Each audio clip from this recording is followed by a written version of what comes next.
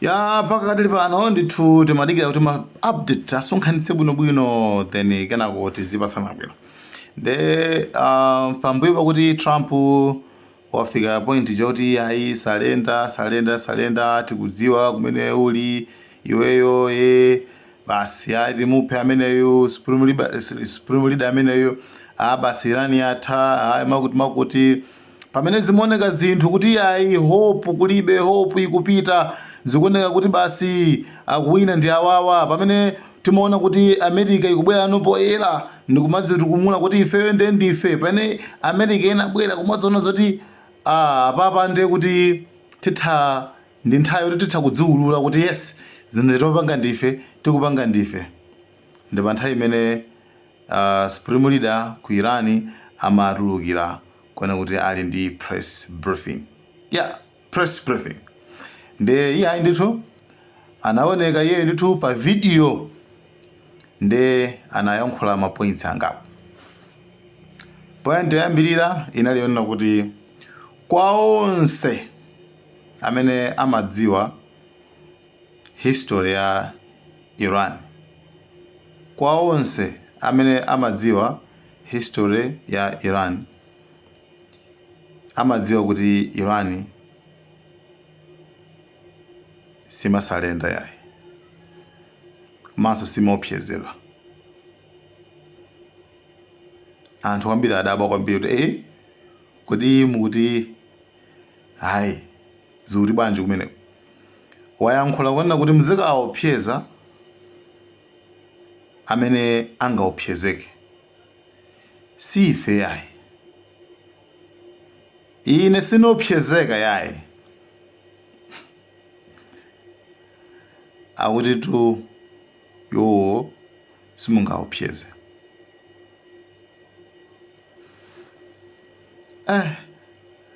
Pamene Trump amati ayi nayo makuti pamene tikuona zoti nkhondo Germany china UK kuna onse wakhanga tinawonsa kutenga ndege zawo kumakambirana ndi kumaopseza kuti yeyi pamene Irani ilibe masupporters. Fa Iran iwoneka zoti masupporters ali nawo amene ali limodzi ndi Irani kuti ife tili ndi Irani makuti koma masupporters azida chifukwa masupporters wao ali magulu awiri. Pali supporter wina kuti wamawu kuti kuti tili limodzi tu tili nanu mapemphero machani. Ndi pali masupporter ena kuti usadandaula chibomba ndichi zozitetezera ndizi. Ndi Irani masupporters amawu alipo komano ngati wapasa zimabomba chanchani amene ndi kulibe. Ikuoneka zoti ali okha tsopano. Still pamene zimaoneka zoti Irani ili munyengo ngati imeneyo komabe iyobe it stands firm. Ikuyima ndithu kunena kuti no, ife tikusalenda setisalenda. Kusalenda setisalenda. Kama ufuna kundipha kuzo kundipha. And zimene tikufuna. And chodabwitsa nchona kuti anthu awa pali kachikhulupiriro kana kake kamene like imfa kwa anthu awawa ikuoneka zoti si mmene ife timaganizira mucha. Chifukwa ndi kuti kukhala ifeyo ndoti tiziti pano papa koma iwo muone amati uyu akaphedwa akumasankhaso winaso nkuvomera kuti apa ndauvomera. Kukhala 3 days waphedwaso winaso nkulowaso. Ukhala ino ndine lebati akolo nayi iwo imfa si ngati mmene tikuganizira ifeyo. Anyway izo makamaka ndi zimene zikuchitika ku Irani. And yankho limene lachitika anthu anakalowa ma meeting achina ujeni achina Britain achina kujeno ku Israeli kunalinso ma meeting somene kumakambirana kuti apa ndeti pange bwanji koma Israeli inakapanga meeting pambuyo pakuti Russia inauza America kuona kuti this is a warning. iyi ndi chenjezo chona kuti kumeneko musalowelere nkhondoyi, kumeneko musalowelere nkhondoyi, chifukwa nkhani yavuta kwambiri ndi ya kupansi kuja kumene kufunika chibomba chimene chibombacho kuti chikafikeko ncha America chicha. Nde Israel yapanga apply hayi paseko bomba chanchani, nde America ngokhala. America ntuna iso ndi press briefing iso, it's like situkuzaza afuna apangeno chani tsopano pambuyo poti wana achallengerwa kuti madolo iwe mukunama simungatophiyeze, mukunama makulaku Irani ijaso titende pasana ulemu chifukwa nakaino ndine tinakathawa tinakang'ambika ini ndine nangote emezi ubwerera mapa tete ng'ambike komano abantu kamba nkhani kuza ndi kulimba mtima, braveness. Komanso like ine umutha kuona kuti ma generals ena amwalira, anthu amwalira ndezi kapeza zuri wina wake, then zikapeza kuti wamkulu azikati ape pane nanga amene amwalira basa ngomwalira ucho apa. You understand? Nde imene yonso ndi ideology so inaso chikhulupiriro china chimene chocho iwo anakwenda kuti magazi mwazi wa anthu amene amwalira pa nkhondo imene suri ungopita chisawawa yayi kuti kuti makuti okay for example I'll tell you guys ndopasa an example ya ku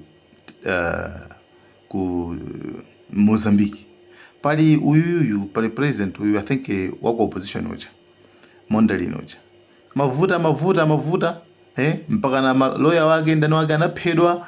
You understand? Mukumbukira nkhani imene ija.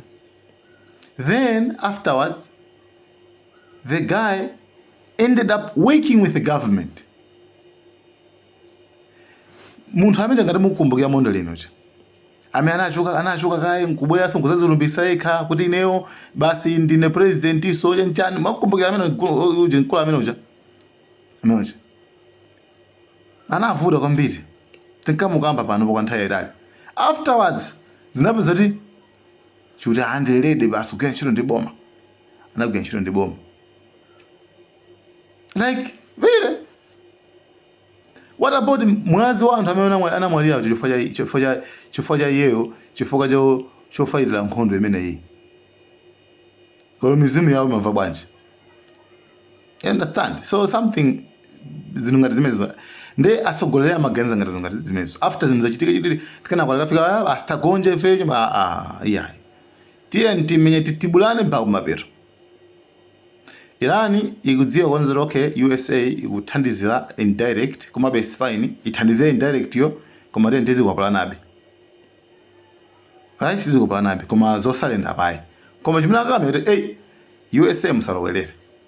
TCN maripoti akuti ku Israel ma air defenses zata ma missiles, ma air defense zimakhanga ndithu ndizidasa ndithu zimabombasa ndithu zimene zimayikidwa ndeze maloza kumwambako ndithu ndeze chikaona bomba nachonso chimarulusa bomba lija bomba limanyomoka ndipita soka lipresa bomba lija lipresera mwamba. Nde zimene zikuoneka zoti zikuchepa zatha ku Israel.